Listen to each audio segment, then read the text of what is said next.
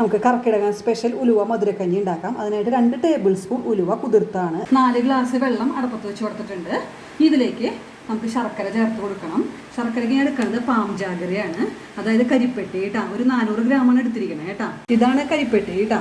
കരിപ്പെട്ടി വെള്ളത്തിലേക്ക് ഞാൻ ഇട്ട് കൊടുക്കുന്നുണ്ട്. കുക്കറിലേക്ക് ഞാൻ കുതിർത്ത് വെച്ച ഉലുവ ഇട്ട് കൊടുക്കുകയാണ്.